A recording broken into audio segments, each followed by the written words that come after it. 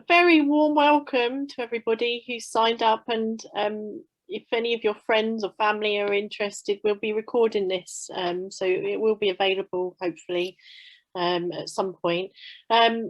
So yeah, very warm welcome to the next in our series of welfare for wildlife webinars. So this is a joint collaboration between global animal welfare and wild welfare.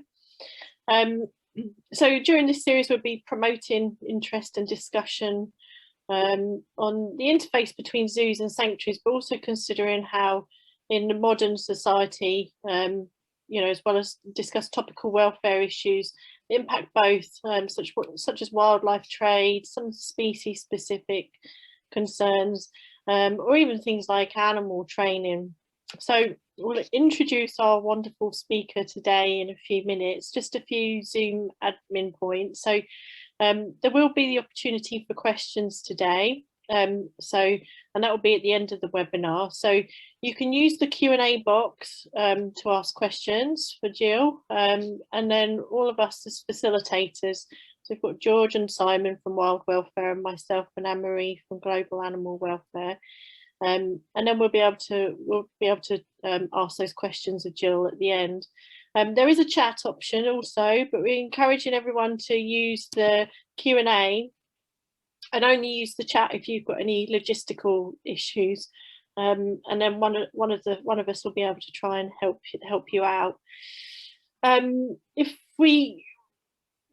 As I mentioned, it will be recorded, so you should have an option to say whether you don't want to be on a recording, but I think that's more for us as a panel anyway. So without further ado, I'd just like to introduce you to Jill Robinson, who I'm sure most of the people signing on know about. So she is the pioneer of animal welfare in Asia since 1985, and widely recognised as the world's leading expert on bear bile industry, having campaigned against it since 1993. So Jill was born in the UK, but moved to Hong Kong in '85 and spent 12 years working for I4, International Fund for Animal Welfare. She founded Dr. Dog in 1991 as the first animal therapy programme in Asia. And since then, more than 1,000 dogs have since qualified as therapists, visiting hospitals, disabled centres, schools and elderly homes in cities across Asia. But it was in 1993 in a visit to a bear farm in China that defined Jill's future and led to her destiny, I would say, exposing the plight of endangered Asiatic black bears that are cruelly farmed for their bile extraction. And Jill has ever since been dedicated to ending the practice. And in 1998, she founded Animals Asia, an organisation that's devoted to ending bear bile farming in both China and Vietnam, and bring about long-term change for animals by promoting compassion and respect. So today, Animals Asia has rescued over 640 bears, and I really look forward to hearing more about those. And they're cared for at their award-winning bear sanctuaries in China and Vietnam. So I think I'm right in saying that they're the only sanctuaries in China and Vietnam that have been accredited by the Global Federation of Animal Sanctuaries. They signed a formal agreement with Vietnam government to end bear bile farming once and for all. On a personal note, Anne-Marie and I have had the pleasure of working with Jill for more than a decade in both Vietnam and China. And Jill has been a really good friend and mentor through those years, and has provided us with much support and guidance in establishing global animal welfare, and is now our patron. So her infectious inspiration and commitment to animal welfare has been a huge inspiration and driving force for us as well. So without further ado, it's over to you, Jill. Yeah. Okay, all right. Well, guys, thank you so much. Nick, again, thank you for a lovely introduction. This is a huge privilege to be talking with everyone today, obviously about one of our favourite subjects, an Asian perspective, promoting a holistic approach to helping Asian bears. And I first of all want to pay deep credit to especially Anna Marie and Nick that you can see here in the picture. As Nick said, we've known each other for well over a decade, and these two girls just pioneered our rescue and management programs in China and Vietnam. And I always liken it to when you move house, that you leave that house in a better condition than you found it. And that's certainly what happened with Nick and Anna Marie in terms of both sanctuaries in both countries. So I just have enormous respect for you two, and especially now that you've partnered with Wild Welfare. So we've obviously got George and Simon, and of course Jake and team. You guys are trailblazing now responsible management and care in sanctuaries, and I just hope that everyone who's got the inclination to want to see sanctuaries improved go straight to these experts, because the experts that they are indeed. This always makes me really laugh, because it just reminds us of any one of us sitting here watching the presentation, and probably anyone, you know, the audience is watching it too. It's a short and sweet analogy of how much we love our bears. You know, I've loved animals actually before I could say the word animal, and as this rather grotty picture shows, I've loved bears since I was a very young child. I'm completely monopolizing not only my own bear, but my very patient sister's bear as well. But on to more serious things. As Nick just alluded to, my love affair with bears really began from this second in 1993. I'd already been working for the International Fund for Animal Welfare for many years, and I got a call from a friend of mine who was a journalist, and he'd just come back from a bear bar farm in China, and he called me up and said, you've got to go and see this place. And it just piqued my interest, because I'd heard a little about bear bar farming, but I certainly didn't know much about the subject, and I certainly knew nothing about the species of Asiatic black bears. So I grabbed a couple of friends of mine, we went over the border, we found the bear farm, joining Japanese and Taiwanese tourists. And as the tourists were being sort of persuaded, if you like, to buy bear bile in the shop, we snuck away from the group, because we'd been told where they kept the bile extraction bears themselves, where tourists weren't allowed to go. We found these steps into a basement, and we came across what I've always called ever since my own living hell. It was something that I wasn't prepared for. I'd never seen anything like this before in my life. And it was with deep shock that I was just looking at 32 moon bears in these tiny wire cages with terrible injuries to their bodies, and not least metal catheters protruding from their abdomens from where their bile was being drained. And as I was walking around, I felt something touch my shoulder, and I realised instantly that I'd backed too closely into a cage. I turned around in shock, and instead of being hurt, there was just this female moon bear with her paw stretched through the bars of the cage. And I did something ridiculously stupid. I took it. You know, we would never do that today, and I would be fired by Nick and Anna Marie if I did do that on site. But, you know, again, I knew nothing about the species, and this bear was obviously, you know, just curiously putting her paw out. And the most obvious thing to me was just to take her paw, and she just squeezed my fingers, and we lost a moment in time. I can only say that, as we looked into each other's eyes. And I knew inherently that everything would change from that second. It did change. I never saw her again. I went back a couple of years later to try and find her, but the farm had disbanded, and I don't know what happened to the bears. And I always say to this day, I hope she's passed away, because I can't bear the fact that she's still suffering all these years later on a bear bar farm somewhere. But this one bear just literally began everything. She began the dream of the China Bear Rescue. She began the development of sanctuaries in China and Vietnam. And she was responsible for the saving and the rescuing of over 640 pool party loving bears ever since. But as Nick and Anna Marie know, there's a long journey from, you know, circumstances like this, where we see the bears on the farms, to circumstances like this, where we can rescue them. And this journey of all of ours, you know, has been challenging, it's been stressful, it's been frustrating, but it's been deeply satisfying too. And this is something that I'm immensely proud to be part of today, and indeed to have our team with us too. So for those of you that are not au fait with bear bar farming, just really quickly, it began in the early 1980s in North Korea, believe it or not, where a technique was honed to farm bears in cages and extract their bile. China quickly took up this technique because they were seeing a significant number of their wild bears being caught in the wild, of course, and killed for their whole gallbladders, which are termed liquid bags of gold for the bile that these gallbladders contain. And they realised that as an endangered species, this wasn't sustainable. So they quickly took over the practice of bear bile farming. And began to farm thousands of bears, and we actually don't know the number of bear farms or bears across the Asia continent, but it runs into many thousands of bears. And you know, despite the best intentions, whatever they were, of people farming bears to protect bears in the wild, again, this just doesn't pan out as they hoped, because bears, of course, are being still taken from the wild to supplement the numbers of animals on the farms that are dying as a result of the gross cruelty and the bile extraction methods itself. So you can see this poor guy in Vietnam that's missing a limb from being caught illegally in the wild in a leg hold trap.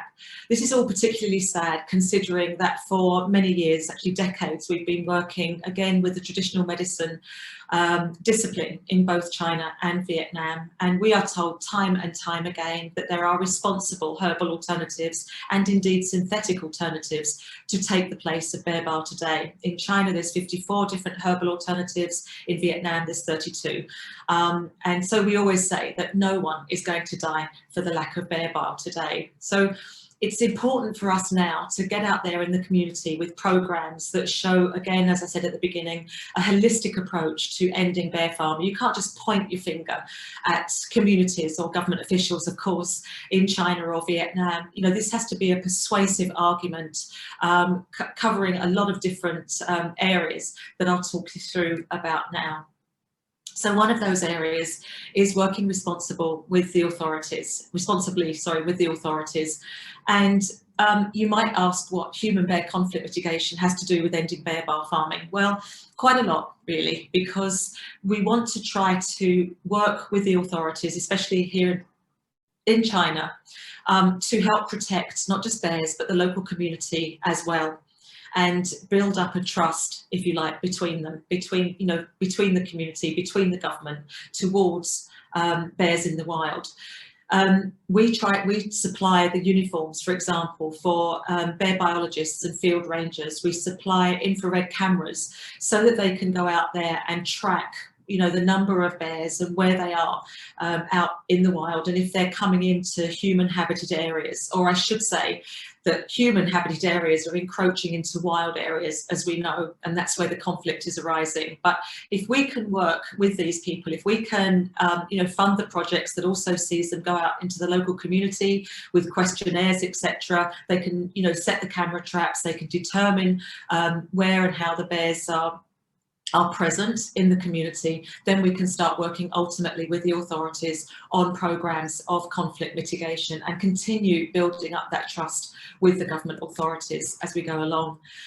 You might also ask, what does poverty alleviation have to do with bear farming? Pretty much nothing, if I have to be honest, but at the same time it builds up our relationship with government departments, and this is particularly important because bear bile farming in China is still a legal industry. It's totally legal there. So we have to work very, very sensitively in that country.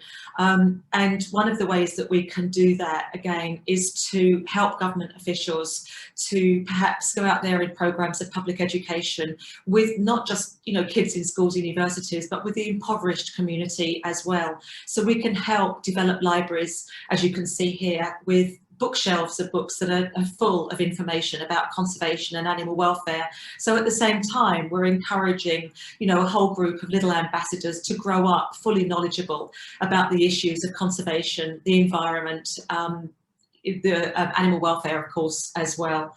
So it's a really nice rounded programme that shows the government that we care about people, again, as much as we care about the bears. Out in the local community, we have a lot of public education programs. You can see all these different areas here. And, you know, especially during our anniversary every year, we go all out, which is on August the 8th, 1998, when we founded. So it's all the 8s and all the 9s, very, very auspicious numbers in terms of, you know, Chinese numbers. And just going into the community, again, we have to be quite sensitive, but we can show our mascot like Mooney there, with that lovely yellow crescent. That's why they're called moon bears, for those of you that don't know. But he also has a band-aid on his tummy that you can see there, and that gives us a perfect introduction about, you know, the fact that bear farming does hurt Asiatic black bears and sun bears, of course, and brown bears actually as well. And we can start the conversation there gently and delicately with the local community and bring them on side in terms of, you know, being persuasive to buy the herbal alternatives again to bear bile, and address demand reduction as we go along. Of course, as I said, in the schools and universities, this is really important, to be talking to kids out there in the community and getting their buy-in, if you like, of why it's so important to protect bears in our community for their own sakes, rather than how they can, you know, help humankind, for example. And there's nothing like having them on site, as both Nick and Anne-Marie know. It's just a wonderful, wonderful celebration of seeing bears out there in the enclosures, making choices for the first time in their lives, and having kids really up close and personal through that chain link fencing, that they can really get an understanding of why we should be moving away from practices like bear bar farming today. So again, to be holistic and to understand bear farming, of course we have to understand the bears, and we have to rescue the bears as well. And this is what we do and have done since day one. And I have to say, phenomenally well as well. You know, again, thanks to people like Anne-Marie and Nick that have been working with us, you know, for well over 10 years to get to this stage where we're confident in rescuing bears. And of course, I should pay huge tribute to Heidi, that's taken over from Anne-Marie in Vietnam and her team, and also Ryan, who's taken over from Nick in China as well with his team there. We are so proud and privileged to be having, you know, such a knowledgeable and professional team to be doing rescues like this. And this is quite a notable rescue that you might have seen pop up on Facebook and social networks over the last couple of weeks, since we actually moved 101 bears from a bear farm, an ex-bear farm in Nanning, to our sanctuary in Chengdu. You can see young Lee up the top there on top of the cage. And you've got Ryan there that I've just been speaking about on the right of the picture, encouraging the bear into this transport cage so that we can get them on the way to Chengdu and out of Nanning forever. But just to put this into context, this is what an ex-bear bar farm looks like. Actually, it's much cleaner than an ex-bear bar farm is, and this obviously was in the early days when Nick and team were, you know, on site, and Ryan since and his team, making at least those sheds somewhat cleaner than we found them in, the condition we found them in. Generally, you see anything under those cages, obviously feces and urine, but, you know, blood and pus and vomit and goodness knows what, you know, that show the reality, I'm afraid, of this industry. But this shed, there's 3 sheds in Nanning that we were dealing with, as Nick knows only too well. Yeah, they needed a lot of work. And, you know, it's only now that you can see the food bowls are lined up there neatly, etc., after the teams got there. But to start the story, the gentleman in the middle is Mr. Yan, who is wearing the orange polo shirt. And in 2013, he called Animals Asia because he'd just taken over as manager of the horticulture centre in Nanning that just so happened to contain a bear bar farm as well. And as a practicing Buddhist, he was extremely upset. He abhorred animal cruelty, as did his daughter, his young daughter. And so together they felt that he just wasn't comfortable in managing a bear bar farm. So he got in touch with Animals Asia and he asked us to come over and assess the farm and consider whether we would turn that bear bar farm into a sanctuary. And of course, we immediately said yes. You can see Nick in the front of the picture. And, you know, we had every intention of doing that. But over the next few months, I would say that red tape and a lot of problems really presented themselves. And to cut a long story short, we decided after a while that there was no way we could turn that farm into a sanctuary. And we asked if we could please take what were then 132 bears back to our sanctuary in Chengdu. And Mr. Yan very enthusiastically agreed. And so that was our remit from 2014, that we would do just that.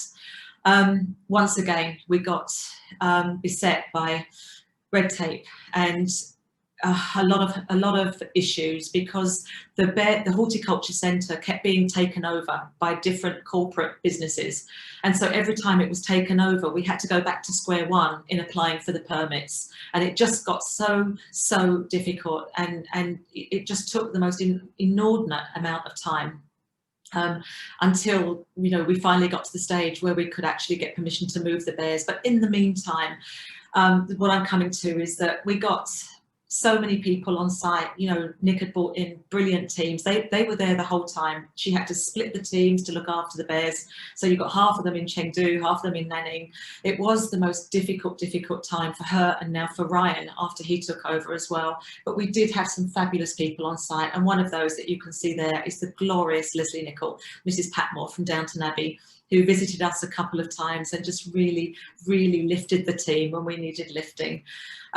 So lots of memories there, which I don't have time to go into. But again, you know, it's some of the memories are better than others, and it was the most difficult time, I would say, in the whole history of Animals Asia. And you know, Nick has got lovely blonde hair there, but I think it went several shades grayer by the time we'd finished there. And but you know, some of the rewarding things were obviously, you can see her hand feeding Smudge there, who, you know, we had everything from adults to juveniles to teeny tiny cubs, and that was our remit, to try to keep these bears as healthy as we could while we were applying for those permits over those 8 long years. There's bears like Derek, who was named by Ricky Gervais, obviously comedian and actor.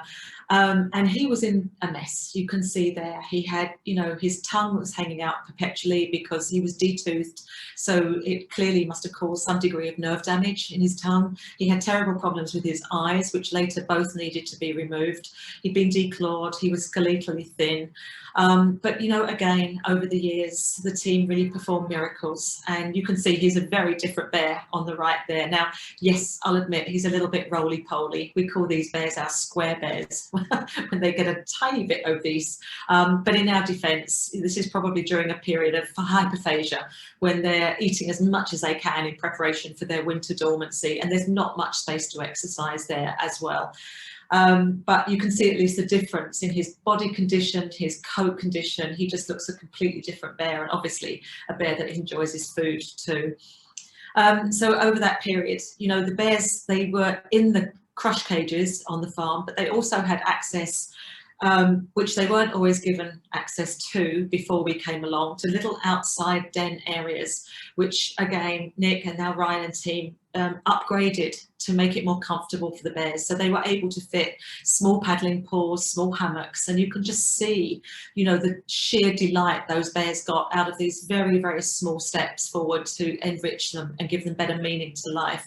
I think the main thing that everyone was concerned about was that the bears just took great delight in destroying everything as well, because they're just so naturally mischievous and curious. So it was, you know, a lot of hard work for the teams to just keep everything repaired as well when the bears smashed them to smithereens. But finally, in April of this year, we got the green light, thankfully, to move those bears. And this was the most amazing journey. I'm sick to my stomach that I couldn't go on any one of those 3 phases, the 3 trips to move those bears back to Chengdu because of COVID restrictions. I just wasn't allowed to go into China. So it was incredibly frustrating for me looking, but it was incredibly satisfying too, for everybody in the organisation and our supporters, if you saw it too. It was phenomenal. You know, it was, as I say, 750 miles per trip, 25 trucks in total, bringing 101 bears home. I don't think you can imagine the logistics, not at all. You know, 36 bears each in the truck on the first 2 phases, 29 bears on the last phase. Just keeping those bears safe and happy, and, you know, for literally about 50 hours from the time that they were loaded into the cage for the time they were unloaded the other end. The professionalism of the team, and I pay great tribute to Ryan Sukot and the team who headed this up there.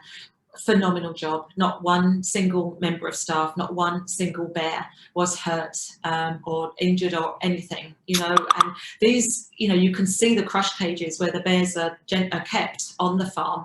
So they had been encouraged to look at these cages as something you know, positive. So they'd been fed in these cages, so good things were happening. And now they were supposed to be encouraged into transport cages as well. So to move from one cage to another cage with positive reinforcement and the use of scaffolding. Believe it or not, everything that they hadn't, you know, experienced before took the training from weeks and weeks beforehand to get them comfortable to go into those cages. So it was a and then forklift trucks, for goodness sake, to move them off of those cages onto the ground, and then from the ground back into the trucks as well and homeward bound. So just incredible. Even, you know, oh, I was going to say as well, the even stopping along the way for food stops. Of course, we got lots and lots of nosy neighbours, lots of people coming over to see what all the fuss was about when they heard that there were actually bears in these trucks as well. And between feeding, we didn't take our eye off the ball. You know, everyone was looking at the CCTV cameras. So again, even though I couldn't be there, I was very privileged to take shifts as well on the CCTV, as was Jen, our remote vet as well. It was just everybody pulling together, and it was a great joy to be able to watch those bears. You know, some of them, like Bunny there, absolutely chilled as you like, just lying back on a bed of straw. Others more stereotypic, and some of them, you know, needing medicine to calm them down as we stopped at food truck stops again. But everybody just looking at these bears very, very closely until finally we got them back to Chengdu, as you can see there, and 30 days quarantine. And some of them even had access to the outside enclosure during quarantine if they had smaller enclosure areas too. So bears like Christiane, who belongs to the lovely Chris Coldrick, it's just a lovely example of the joy of these bears once they came back to Chengdu. So immediately going into their den areas, making nests with mountains of straw. We call them their straw castles because they just couldn't get enough of this.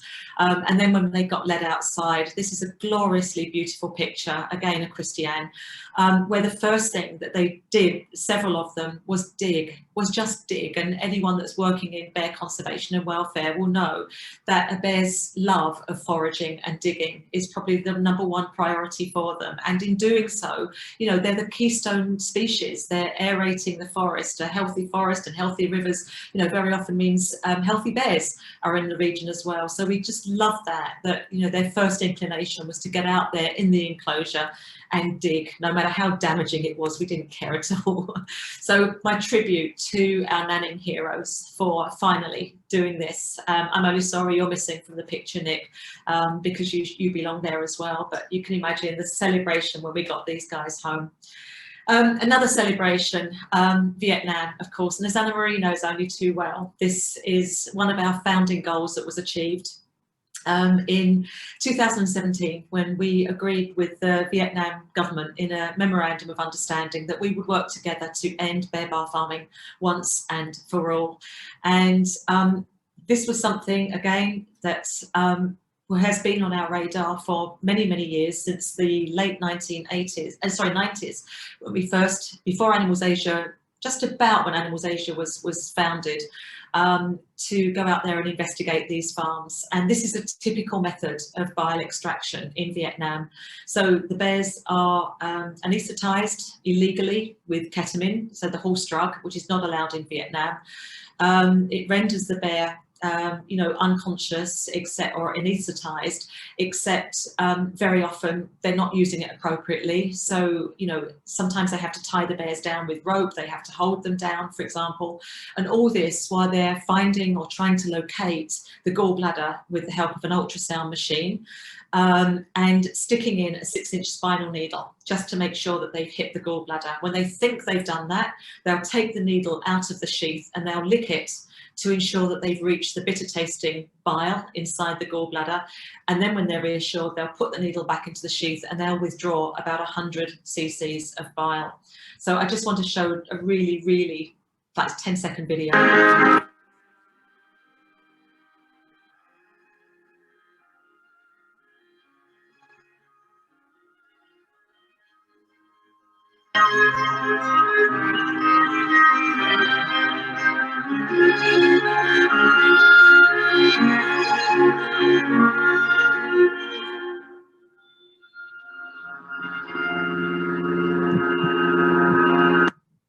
So welcome to the world of bear farming. But you know, things have changed dramatically in Vietnam, and I just really want to reassure everyone watching this that, you know, people always say, yeah, but what about the government, and you know, are they really sincere?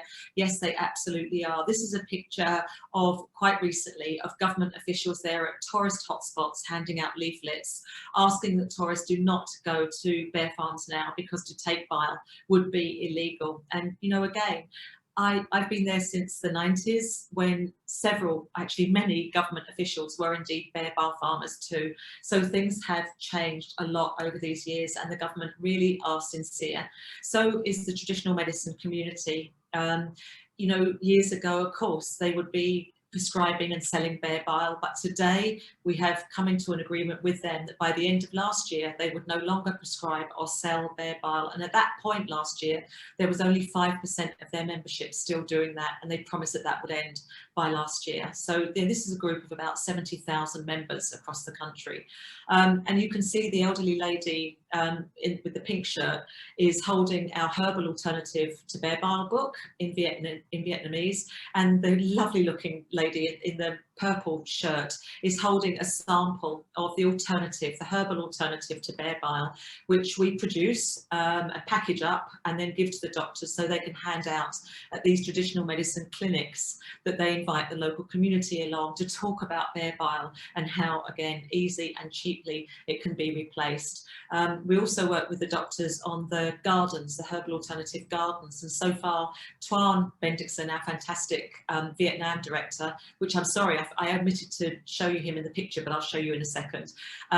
He has got the agreement with the government and the schools, and you know, across the country we've got 13 of those herbal gardens set up now as well. So this is part and parcel of the holistic approach in ending bear farming. Of course, the main thing to end bear farming, excuse me, is to help the bears themselves and rescue them. And you know, the government have always been saying to us, we will close the farms, we want to end bear farming, but we have nowhere to put the bears. So this is our challenge now in the next few years, to be building our second sanctuary in Vietnam. And it's a massive task that we've undertaken. Our first sanctuary there is in Tam Dao National Park in the north there.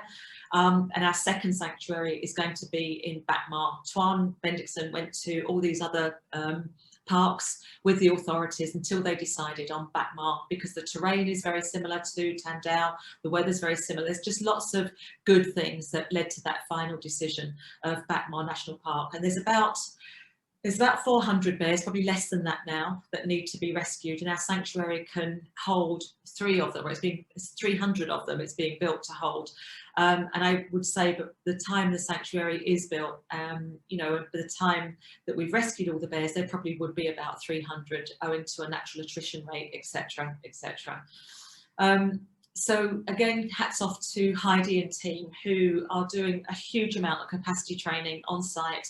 And one of those training is to teach interns, veterinary interns in the country, because ultimately in about 5 years time of overseeing the new sanctuary, we want veterinary interns and a truly Vietnamese staff to be overseeing the whole facility.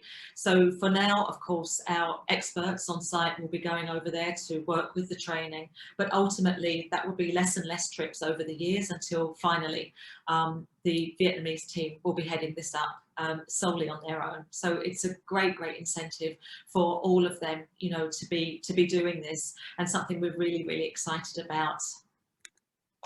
And so there you've got Heidi in the middle that I've just been talking about, Jens to her left, sorry, to her right, and then we've got Tuan on the right of the picture there as well. And you know, again, these are people that have driven this campaign in Vietnam to the point where we are today. It's in extraordinarily good hands. And the other point of putting heroes here is actually to pay recognition to the bear farmers, and that's what we've got in the middle, the bear farmer and his wife, who freely gave up their bears. And this is what we want to be encouraging countrywide, not to be pointing fingers, not to be leveraging criticism on these people, but to show that bear farming can be ended kindly. Actually in Vietnam, you know, many of the farmers are very, very rich. I would say the majority of them, according to Tuan, if you go to the local villages and you see the best house, that normally belongs to a bear farmer. So what we want to try to do is just encourage them now to do the best by the bears, the very best by the bears, and give them up once that second sanctuary is built. And, you know, we look to people like you to raise a huge amount of money. I mean, this is going to cost us millions and millions of US dollars to do this. But if we don't do this, we're not going to bring bear farming to an end. So you can see the incentive that we've got right there. And I would say certainly an incentive for Tuan is to have the support of fantastic celebrities like Maggie Q.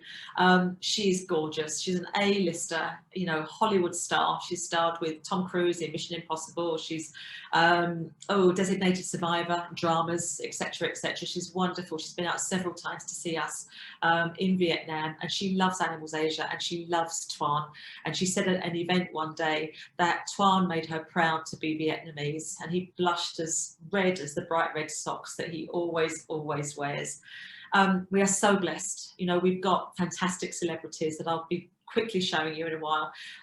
Ricky Gervais, Olivia Newton-John. Oh gosh, the names escape, sorry. It's just, we're just very, very lucky.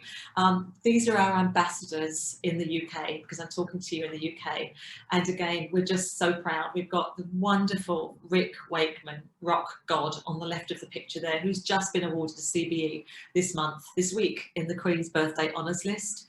We've got the phenomenal Peter Egan in the middle there, who we first were introduced to many years ago and just took the bears so deeply into his heart as well, and has been out to see us, of course, in Chengdu as well. And he introduced us to Leslie Nichol, again, another great friend. I love the bones of this woman, who obviously has been out to Nanning, as we said before, Mrs. Patmore, Downton Abbey. And last but definitely not least, my heroine, my personal heroine, Virginia McKenna, who founded Born Free, starred in the film of the same name, and gosh, 28 years ago, really was responsible for finally Animals Asia being founded, when she said just 3 words to me when I asked her whether I should start an organisation: just do it. And that's where we are today. So yeah, we're so lucky. And you know, we've got, apart from obviously people celebrities, we have bear celebrities as well. Every single bear that we rescue, for those of you following the social networks today, another 4 have just been rescued in Vietnam. It's just wonderful news to see that, those bears rolling through the gates of the sanctuary. There is no feeling in the world like it, to take bears from terrible conditions like this on the left with Tuan, no free access to food and water, no toys to play with, no straw to lie on, barren enclosures, barren cages, sometimes with no access to sunlight, sometimes with access to too much sunlight all the day on their bodies. So it never changes until they get finally back to the sanctuary and they can explore the great outdoors. As I said to you, we have teeny tiny cubs that we rescue very often at this time of year, and this was the beautiful Air Manang last July, after they were recently rescued. So terrified, you know, they'd obviously seen their mother killed in front of their eyes, and they were smuggled out, you know, for the trade. And it just takes everything from just a terrifically kind and you know, professional team to give these bears their life of just never looking back and trusting again the human species that's caused them so much harm. So we've got Em in the front there, we've got Anne at the back, and you know, over the months after rescuing them, they did grow in confidence, maybe a little bit too much, as this video clip shows. You have to look at it quite quickly. It goes quick.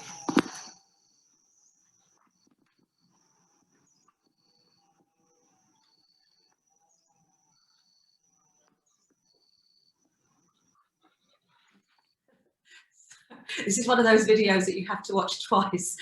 But I do, again, want to pay enormous tribute to Anna Marie and to Nick for, you know, really setting the bar on animal sanctuaries and the professionalism and the kindness that they've shown. And again, just to reinforce that, you know, if you do know of sanctuaries that need help, please point them in the direction of global animal welfare and of course wild welfare as well, because these are people that I said before are just trailblazing a wonderful, wonderful movement of responsible bear care and professional management as well. I can't say that high enough, and I'm so personally thrilled that they have gone out there, you know, into that international arena and set up their own organisation, because it is the very, very best thing for bears and of course many other wild species alike as well. So I just wish you guys every success that you deserve, because you certainly raised the bar at our sanctuaries as well. So between us, you know, just in the last couple of minutes, we do go all out to understand their past, and you don't need to be a professional like Nick and Anne-Marie to realise that there is an incredible difference between these two pictures. Sweet Murphy, as he was confiscated from the trade, and now today an absolute delinquent of a bear, destroying everything in his whirlwind wake.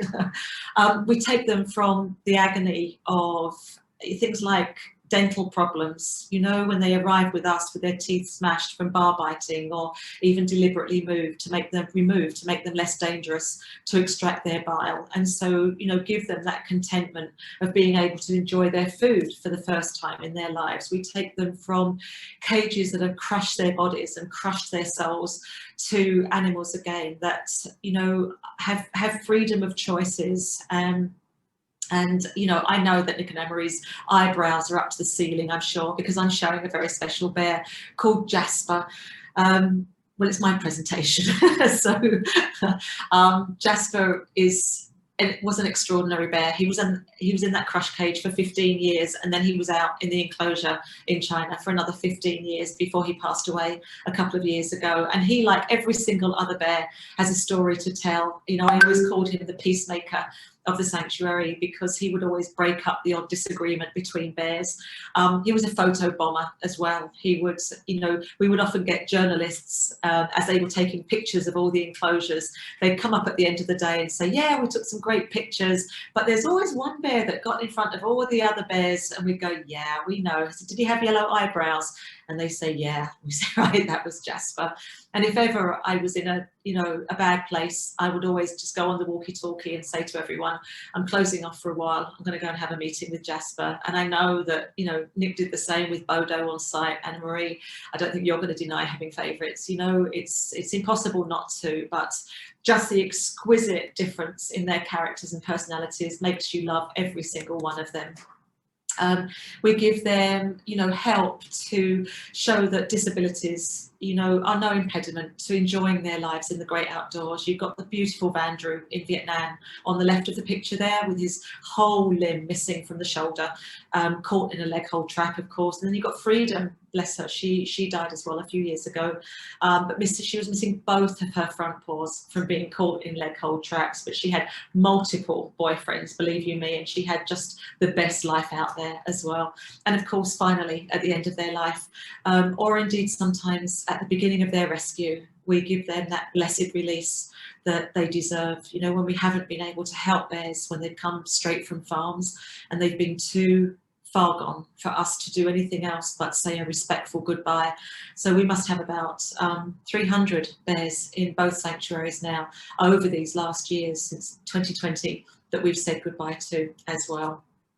So finally, again, as I keep reinforcing, you know, our work is done purely with kindness. And I just think that all of us need to reflect on how we're living our lives, and the fact that being unkind to animals, you know, has got us in the most terrible scrapes. So COVID, of course, number one, and many other disease that has come about purely because of our mistreatment of animals, and we have to do things differently now. And I just think it's inherent on all of us to maybe wake up in the morning and just think simply, what can I do to be kind? It doesn't even have to be to an animal, you know, to anyone or anything, just as long as we are thinking of our lives kindly in the years ahead, because, you know, we have, as we know, other diseases and, you know, other pandemics waiting in the wings unless we do change. So we're incredibly blessed to have all of these celebrities that are joining us, and I want to play you a quick 2-minute video that many of you probably have seen in the past, but just shows how celebrity is important, but how these guys are the real deal in helping us. And this is headed up, of course, again by Ricky Gervais.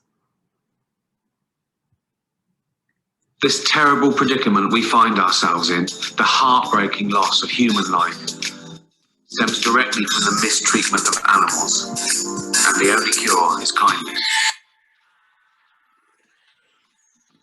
The virus is the latest chilling example of the consequences of a systemic disregard for the myriad of species and ecosystems that sustain the health of this planet. We've not been kind to the earth, to her animals or her environment. but just look what happens when we're forced to stop. The pollution lifts, The air becomes cleaner, the water clearer. We hear birds song in the cities. we see wildlife roaming through the undisturbed environment.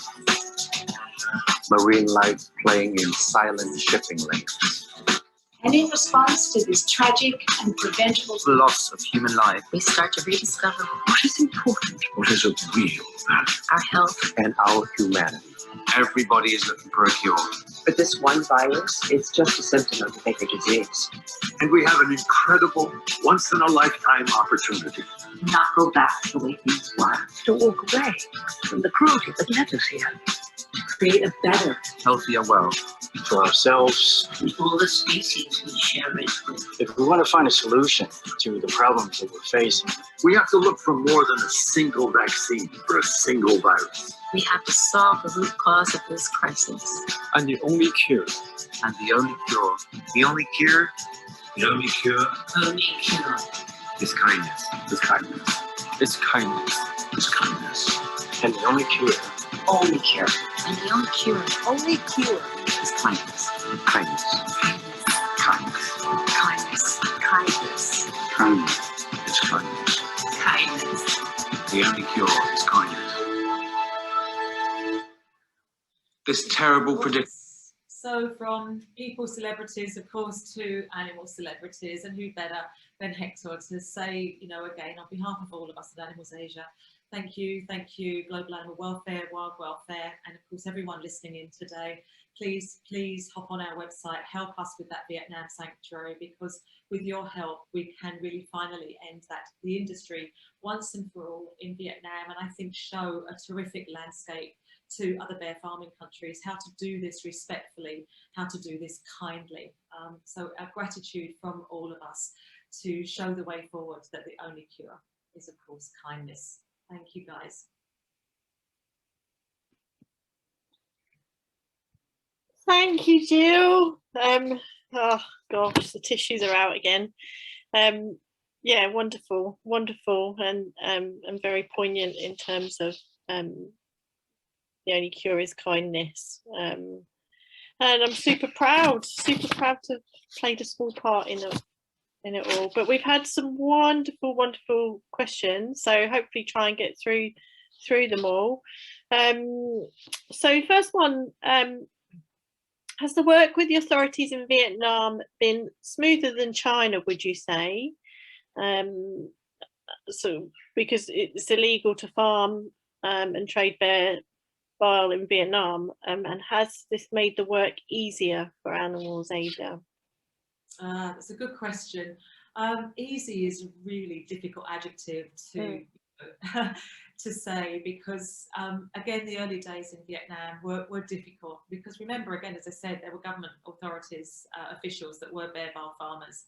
And I don't think, you know, it has to be said, a lot of those early days we weren't taken seriously. But I think there's a lot, you know, the more we sort of put our money where our mouth is, that, you know, when we built the sanctuary, for example, that was a big indication to the Vietnam authorities that we were serious, and also inviting them to China. You know, we had you know, a group of them that we brought over to see the sanctuary in China and gain trust that way as well. So I think now we're on the final hurdle. Yes, it is easier, of course, because we have got the full, you know, support of the Vietnam authorities, and because as well we've been able to do this holistically, you know, with the traditional medicine, with demand reduction, with the local community, with, you know, even bringing in local community staff as well, not to mention construction materials, food, medicines, you know, all the other things, to show that this is a, you know, a completely country-driven, local Vietnam-driven campaign that we're working on. So it's almost like we are on the home run now, and that makes it really, really satisfying. And I hope that those ripple effects will spread, you know, more into China, where obviously the industry is legal there, but show, you know, an appropriate landscape of how we can work together to protect bears there as well. Mm-hmm. You mentioned it during the presentation that you were unable to get to the mainland for the most recent rescue from nannying. So are COVID-19 restrictions likely to allow you to return to China anytime soon? I just learned yesterday, read the South China Morning Post, that it seems no, not anytime soon, not this year. Maybe at some point next year. There's still no indication that China's being extremely cautious, and I can't blame them for that. I cannot, you know, with people sort of so condensed, you know, they are going all out to make sure that this terrible virus doesn't spread in that country. So it's been a source of great sadness, I have to say, because we have lost bears along the way. We've lost our dogs along the way. You know, one of my dogs, beloved dogs, Tojai. It's hard to reflect that the last time I saw them was the last time I saw them.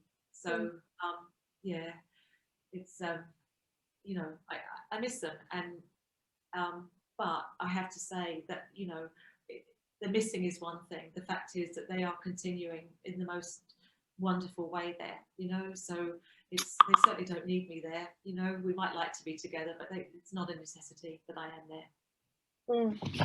I've often reflected on how it must be for the team being there through this time without the opportunity to leave as well, and that's a challenge in itself, you know. I mean, there's a huge team of committed people, but when you know you can't actually leave, that's also a massive thing. It's a really good point, Nick. That's a really good point. In both China and Vietnam, they definitely struggle with that because they can't leave to go back to their families wherever, in the UK or Australia, USA, etc., etc. It's horrible, you know. But that, my goodness, if ever a team knuckled down, you know, and just with a can-do attitude, it's the teams in both countries. And again, you know, kudos to, again, Heidi and Ryan for heading those teams up and for, you know, lifting people's spirits along the way. That's no mean feat under those pressures. Another question. So there's a comment with it. Amazing work on ending the use of bear bile in traditional medicine. How often are the traditional medicine clinics monitored or inspected, if at all, by government officials? Oh, that's a really good question. Our team go along to the clinics all the time. They go to every single one. But in terms of how many government officials are there, you know, I don't know. I have to ask Tron about that. It's really the local community, you know, that comes along in droves. They even bring children, by the way. I forgot to mention that. They have kids' corners, so that, you know, because it's usually over a weekend. So the families bring the kids along, and the kids need something to, you know, sort of keep their attention going. So they have lots of books and reading materials that are geared to educate the children as well. But in terms of government, yeah, I actually don't know how many government officials go to those clinics. Yeah, it's a good question. What would you say does success look like for you? For example, when all the bear farms are closed, when countries recognise animal welfare as a priority, or when all animals have the opportunity to live lives unimpeded by humans? Oh, what a great question. All three things. You know, our founding goals, you know, to end bear farming was to end the consumption of cats and dogs in China and to create a better world for captive animals in Asia. And when you think that, you know, one of our founding goals in Vietnam has been achieved, tick, ending bear farming there. In China, the sale of dogs and cats for consumption is now an illegal practice. Yes, you're going to see maybe Yulin going ahead this year, but it is illegal to do so. It's just that, you know, the industry is pushing back, and you know, some government officials are tolerating things like that, but our team are working very hard in the field to report restaurants and markets and slaughterhouses that are selling dogs and indeed cats. And some of these facilities are being, many of these facilities are being closed down now, told to stop selling. So, you know, in a nutshell, that, you know, we take the successes where we can. You know, I realise that, you know, was it Rudyard Kipling that said, you know, never hurry the East? Was it him? I forget. Anyway, and it's true, you can't hurry the East, but, you know, the fact that these major hurdles have been overcome is really deeply satisfying, and we just take those successes and it gives us momentum and optimism for more. Mm-hmm. What role do you think the developments in welfare science over the past couple of decades have had in changing attitudes to bear welfare in China and Vietnam, indeed across Asia? Is this less important than social science issues, diplomacy, community engagement, etc.? Another really good question. Wow, that is. You know, oh gosh, I don't know where to start with this one.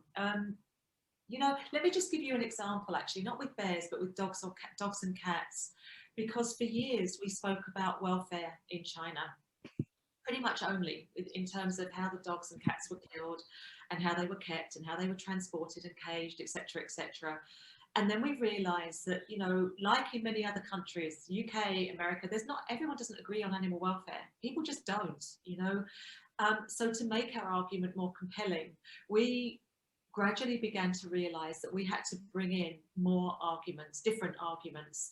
And one of those was showing that the cross-border transport, for example, of dogs and cats was a perfect vector for the transmission of diseases, including rabies.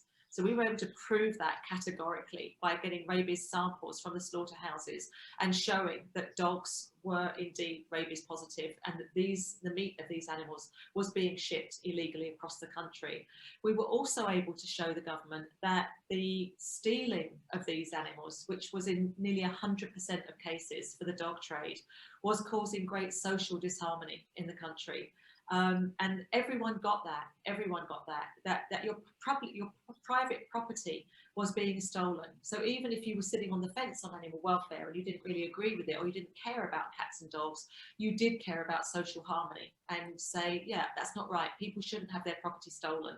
So, you know, in terms of the, you know, bear welfare, I suppose, you know, again, it's just sort of picking areas where we can show the government and the community that, you know, things can and should change. And that, as I said at the beginning of this, no one is going to die for the lack of bear bile. We know that. No one will die because they can't get their hands on a file of bear bile. And so it's just showing that example that bear farming is responsible for depleting these animals in the wild, showing from a conservation perspective as well as a welfare perspective. And just again getting more conservation biologists and environmentalists on side to be able to help spread that message too. Nice. This is a bit more of a question about the bears themselves and their rehabilitation. How long does it take upon the bears accessing their new natural outdoor spaces before you begin to see the animals exhibit natural behaviour? And have there been any behaviours noticed that weren't expected? Oh my goodness! I'm going to pass this over to Nick and Anne-Marie as well, because these guys are the experts. But I will say just one thing: the reason I'm giggling like an idiot is because, you know, with this nanning rescue, it was the most beautiful thing to see these bears out onto grass for the first time ever, and just to see how they behaved. And there is a particular bear in particular called Pickle Nickel, who belongs to, again, our lovely ambassador Leslie Nickel, Mrs. Patmore. And Pickle Nickel, when she was released into the outside enclosure, she just swaggered up to the outside of a den holding another bear that before they were integrated together, and just peered through the bars of the den to Wilberforce. and Wilberforce just went up to the bars, and the two of them were just, you know, the connection between them, it's indescribable, to the point that she began flirting outrageously, absolutely outrageous. I mean, to the point of embarrassment, really. She started rubbing herself against the bars and rolling over with her legs open. I mean, goodness me, this was X-rated material. And then, of course, when the doors were finally open to let them integrate, you can probably guess what happened, even though, you know, we actually have to we castrate the boys because we want to rescue as many bears as we can and not have cubs running around. So I will say that, but you know, obviously something is hardwired in both of them, and they parted for China when they party for China when they were released together. So it's just one lovely, happy story about that they never had that opportunity. They never get that opportunity on a farm, and now suddenly, you know, unless they're breeding bears, and that's under horrible conditions anyway. So yeah, it's just wonderful to see that. Anyway, over to you guys. You must have a million stories. Wow, that story, knowing the bears involved as well, is so wonderful to hear. I wish I could see for real. But Anne-Marie, chip in here. I think it's very individual in terms of their natural behaviours. There's no, I don't think it's different. It's different with every individual. They've all come from farms, but they've all had different experiences, and just like us as individuals, how they've coped with that, how they've experienced that has been different. And natural behaviours can come very quickly, and they can be out flirting like Pickle Nickel and having a wonderful time with her new lover by the sounds of things, or they can be totally terrified about even exploring an outdoor space. Actually being inside and in a confined space is actually a comfort, which is actually really sad. But I think what has always been so remarkable to me is seeing bears who've perhaps been disabled, who have got missing limbs, and their natural instinct to do things like climb trees, which you know, seeing a three-legged blind bear climb a tree is quite remarkable. But it just goes to show what some of those innate behaviours are so deep rooted, despite the trauma and experience that they've had. Anne-Marie, what about you?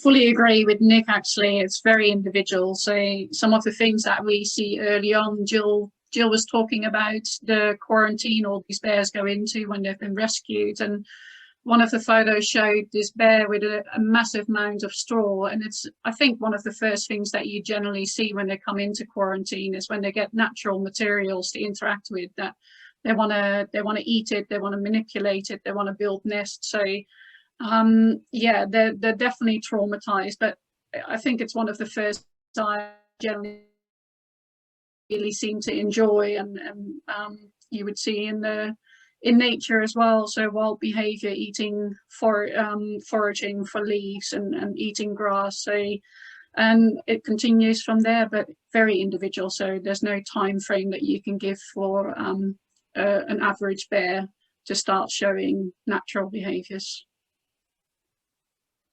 I'm appreciative that we are a bit over time, but we still have a number of questions. Are you happy, Jill, just to answer a couple more questions, and then maybe we wind this up? Sure. Thank you.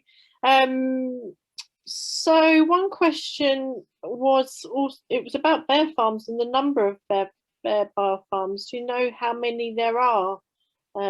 It doesn't specify which country, but obviously it could be either country. Yeah. In China, there's officially 69 bear farms, but we don't know the number of bears. It's many, many thousands of bears.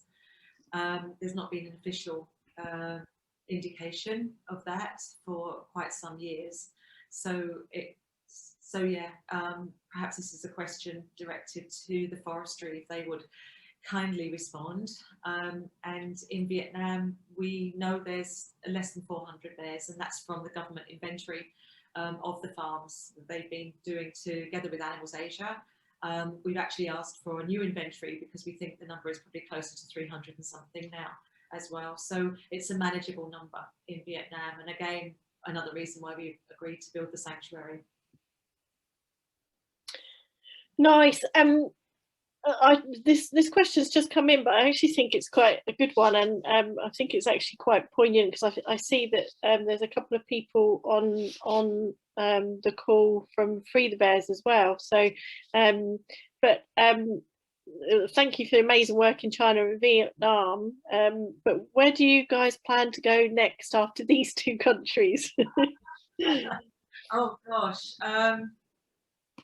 The truth is, I think we're going to stay in China and Vietnam, and I'm so glad that Free the Bears have programs as well, you know, obviously in Cambodia and Laos. I mean, it's just, you know, hats off to you guys. You do the most phenomenal work, and, you know, we love hearing about all your news and what you've done. So, you know, it seems that between us, we've sort of taken on, you know, the countries where help is needed.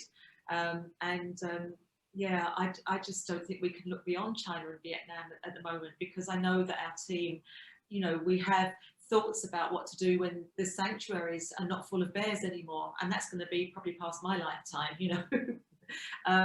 But, you know, talking about some of the other animal issues in both those countries, and notably, you know, in Vietnam, we know that there's sort of pangolin issues, there's tiger issues. So yeah, you know, it's we've got plans, I think, to utilise our sanctuaries, especially as a training facility as well, for future generations. Again, long after those of us that are, you know, here have gone. Yeah, there's plenty to be done in those countries, right? But very last question, and an interesting one as well, which I know you would have been asked before, but what role can zoos play in helping end the bear bile trade? Yeah, we do have collaboration with some zoos, you know, who obviously have exhibits where they've rescued confiscated bears in various countries, and in terms of the public education programs as well. So, you know, it's obviously the education side is fundamentally important to bringing bear farming to an end. So, yeah, it's just good that those, you know, there's some really good zoos out there that do those education programs. There's Detroit Zoo, for example. There's Oakland Zoo in the US. And of course, I'm probably, you know, you guys can be talking about zoos in the UK, which I'm not very au fait with.